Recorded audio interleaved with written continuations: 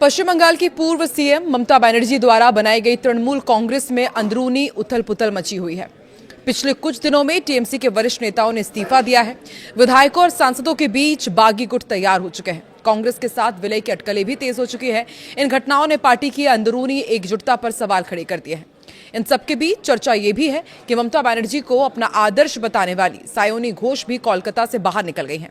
उनके भी टीएमसी के बागी कैंप में शामिल होने की चर्चा है। उनके अलावा एक और करीबी नेता कल्याण बनर्जी ने भी बागी तेवर दिखला दिए हैं। नमस्कार, मैं हूं आकांक्षा और आप देख रहे हैं न्यूज 18 का डिजिटल प्लेटफॉर्म।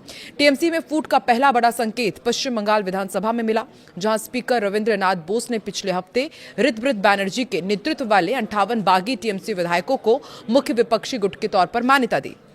ये उथल पुथल अब सिर्फ विधानसभा तक सीमित नहीं है। टीएमसी सांसदों के बीच भी एक अलग गुट उभरकर सामने आया है।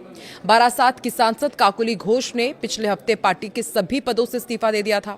उन्होंने कहा कि लगभग 20 सांसदों का उन्हें समर्थन हासिल है और ये समूह बीजेपी के नेतृत्व वाले राष्ट्रीय जनतांत्रिक गठबंधन का समर्थन करने को तैयार है।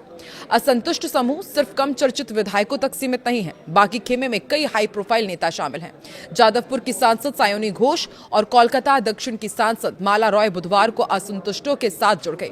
इस खेमे में शामिल बताए जा रहे अन्य सांसदों में अबू ताहिर, असित मल, अरूप चक्रवर्ती, कालीपदा सोरेन, जगदीश बसुनिया, प्रसून बैनर्जी, शर्मिला सरकार, शताब्दी रॉय, यूसुफ पठान, जून मालिया, खलीकुर रहमान, बापी हल्दर, रचना बैनर्जी, मिताली बाग, देव अधिकारी और पार्थ भौमिक शामिल हैं।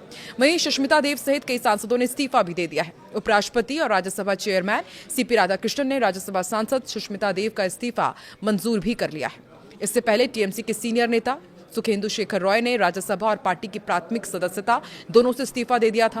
उन्होंने हाल ही में हुए पश्चिम बंगाल विधानसभा चुनाव में पार्टी के प्रदर्शन की आलोचना और नतीजों को ममता बनर्जी की सरकार के 15 साल के अराजक शासन का नतीजा बताया। अंदरूनी कलह ने टीएमसी और कांग्रेस के बीच विलय की अटकलों को भी हवा तेज कर दी है। जब ममता बनर्जी ने सोमवार को दिल्ली में सोनिया गांधी से मुलाकात की थी, तो उनके अलावा टीएमसी के महासचिव अभिषेक बैनर्जी ने बुधवार को लोकसभा में नेता प्रतिपक्ष राहुल गांधी से रिश्ते मजबूत करने की संभावनाओं पर चर्चा के लिए मुलाकात की। कांग्रेस ने किसी भी विलय की खबरों को खारिज किया है और हर राजनीतिक बगावत के पीछे कोई ना कोई वजह जरूर होती है। टीएमसी में यह मुख्य भूमिका सुखेंदु शेखर रॉय ने निभाई। सत्ता के हाशिए से उभरने वाले कई बागियों के उलट रॉय पार्टी के प्रमुख ढांचे का हिस्सा थे। राज्यसभा सांसद, वकील और संसद में पार्टी की सबसे मुखर आवाजों में से एक होने के नाते उन्हें नेतृत्व के भरोसेमंद करीबी लोगों में गिना जाता था। सालों तक उन्होंने विवादों और संकटों के दौरान पार्टी का बचाव भी किया, इसलिए उनके इस्तीफे का महत्व सिर्फ एक सांसद से जाने से कहीं ज्यादा था।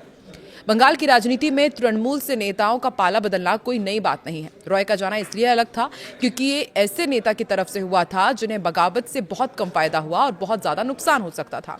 उनकी आलोचना ने भाजपा से चुनाव हारने के बाद से पनप रही उन फुसफुसाहटों को विश्वसनीयता प्रदान की, जिन्हें तब तक छिटपुट शिकायतें मानकर खारिज किया जा रहा था। पश्चिम बंगाल के वरिष्ठ भाजपा नेता और पूर्व राज्यपाल तथागत रॉय ने भाजपा नेतृत्व से सायोनी घोष को पार्टी में न लेने की अपील की है। उन्होंने सोशल मीडिया प्लेटफॉर्म पर एक पोस्ट किया, सायोनी घोष के पुराने विवादित पोस्ट का हवाला दिया। तथागत रॉय ने कहा कि मैंने पुलिस में शिकायत भी की थी, लेकिन उसका कोई नतीजा नहीं निकला। तथागत रॉय ने एक्स पर एक पोस्ट में कहा कि बाकी बातों से मुझे कोई फर्क नहीं पड़ता, लेकिन टीएमसी सांसद सायोनी घोष ने एक मीम पोस्ट किया था जिसमें शिवलिंग पर कंडोम चढ़ाया हुआ था। इसने मुझे अंदर तक झकझोर कर रख दिया। मैंने उनके खिलाफ कोलकाता के रविंद्र सरोवर पुलिस स्टेशन में शिकायत दर्ज कराई थी, लेकिन जैसी कि उम्मीद थी उसका कोई नतीजा नहीं निकला। फिर उन्होंने टीएमसी के चुनाव प्रचार के दौरान एक गाना गाया जिसमें कहा गया था कि उनकी आंखों में काबा और दिल में मदीना है। भगवान शिव के वास्ते उनसे कोई वास्ता ना रखे। तथागत रॉय ने अपने पोस्ट में प्रधानमंत्री नरेंद्र मोदी, केंद्रीय गृह मंत्री अमित शाह, बीजेपी को भी टैग किया है। इस साल विधानसभा चुनाव से पहले एक्टर से नेता बनी सायोनी घोष ने अपने जोशीले भाषणों, कविताओं और बीजेपी पर तीखे हमलों से जमीनी और ऑनलाइन दोनों जगह लोकप्रियता हासिल की। सायोनी घोष के भाषणों पर गृह मंत्री अमित शाह समेत बीजेपी के बड़े नेताओं ने कड़ी प्रतिक्रिया दी थी। और वैसे कहा जाता है राजनीति में कि वक्त बहुत ताकतवर होता है। जब आपका वक्त अच्छा होता है तो नेता, भीड़, कार्यकर्ता आपके साथ होते हैं, लेकिन जब वक्त कमजोर होता है तो देखिए कैसे आप अकेले होने लगते हैं। ऐसा ही कुछ पश्चिम बंगाल के पूर्व मुख्यमंत्री और टीएमसी के प्रमुख ममता बनर्जी के साथ हो रहा है। तो क्या अब एक एक करके ममता बनर्जी का कुनबा इसी तरह बिखरता जाएगा? और अब ममता बनर्जी का अगला कदम क्या होगा? सबकी नजरें इस पर टिकी हुई है। आप भी इस पर रिएक्शन अपना जरूर दें।